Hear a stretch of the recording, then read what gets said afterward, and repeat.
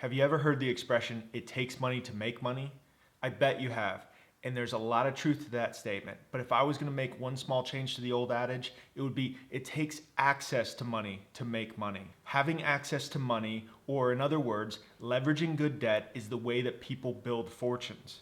And if you can successfully harness the power of good debt, so can you. But before you harness the power of anything, you need to be able to understand it first. That's what this video is all about, understanding the difference between good debt and bad debt. So stay tuned and we'll dive in.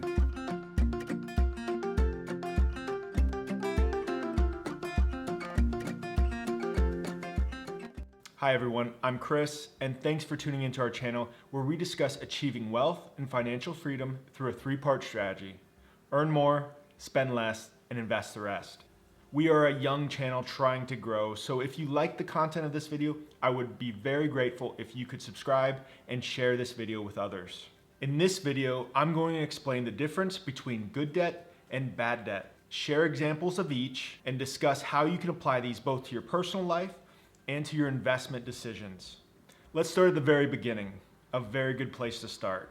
So what is debt? Investopedia defines debt as the amount of money borrowed by one party from another. Debt is used by many corporations and individuals in making purchases that they couldn't afford in normal circumstances. A debt arrangement gives the borrowing party permission to borrow money under the condition that it's paid back at a later date, usually with interest.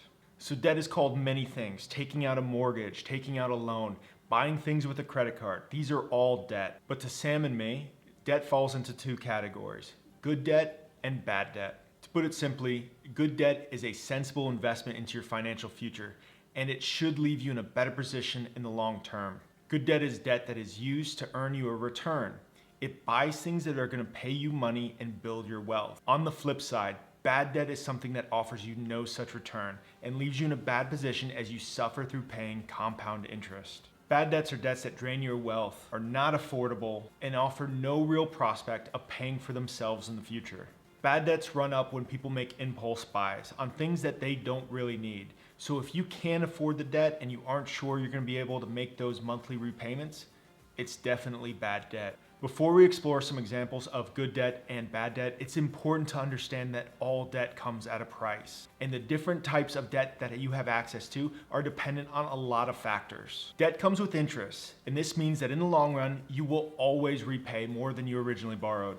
Moreover, the rates and the terms of your debt repayment vary based on how attractive your financial profile is to the lender. I say this to highlight that taking on debt is a personal choice and includes many considerations. I'm going to give you some general examples of good debt, but all of these examples can turn into bad debt if you don't fully understand your obligations, you take out more debt than you can repay, or your projections on future return on investment is incorrect. So please make sure before taking on any kind of debt that you fully understand what impact it will have on your personal situation. Okay, so some examples of good debt. A student loan can be a good debt if the degree you earn with that loan will allow you to earn more money in the future than if you didn't have the degree. Also, other advantages of student loans is that the interest rate is fairly low, and you usually don't have to start repaying the student loan until you cross a certain threshold in your salary. Sam did a nice video on 5 degrees that are worth your financial and time investment, and we'll put a link to it in the description below.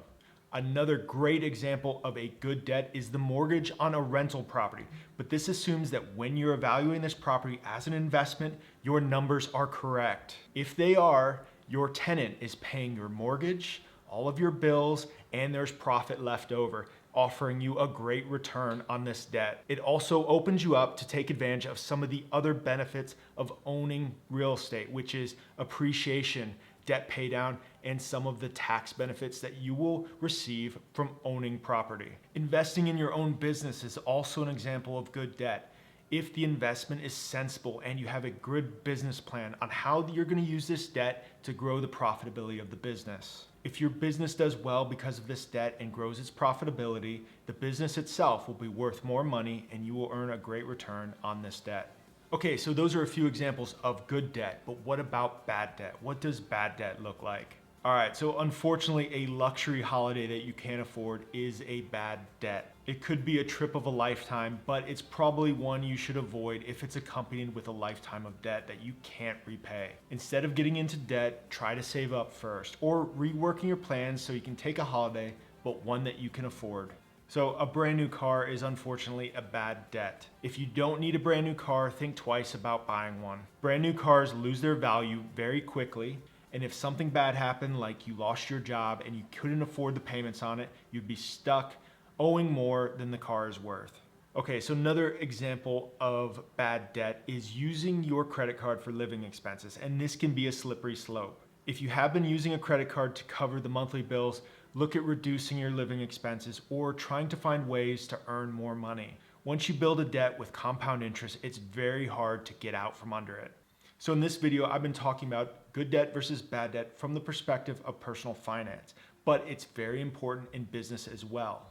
And understanding the difference is vital in determining whether or not to invest in a company. Just like we don't want to take out bad debt as an individual, we don't want the companies that we're investing in to take out bad debt either. Examples of bad debt in business is taking out debt to pay dividends, to buy back shares, and to make bad acquisitions. On the other hand, taking out debt that the company can afford to grow the profitability is considered good debt. All right, so in conclusion, I want to wrap up by sharing some final thoughts on debt. Einstein famously said that compound interest is the eighth wonder of the world.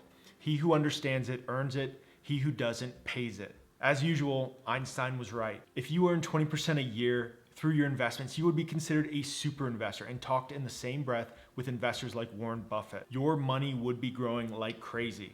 Yet for some reason, people don't see the flip side when taking on debt. They don't even think twice about signing up for a credit card that charges 20% interest. You're now the other person from Einstein's quote, the one who pays it. So please, stay away from bad debt and use good debt to your advantage. All right, that is it for me in this video. In summary, here are some key takeaways that I want to leave you with.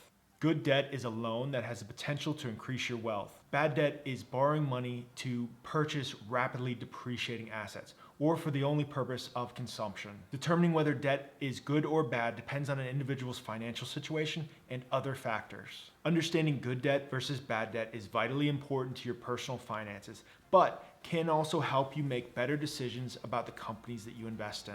Thank you so much for watching. If you found the information in this video useful, please hit the like button or better yet, subscribe to our channel. And as always, please feel free to leave us a comment if you have any questions or if there's a topic you'd like us to cover in upcoming videos. Remember, earn more, spend less, and invest the rest, and we'll see you next time.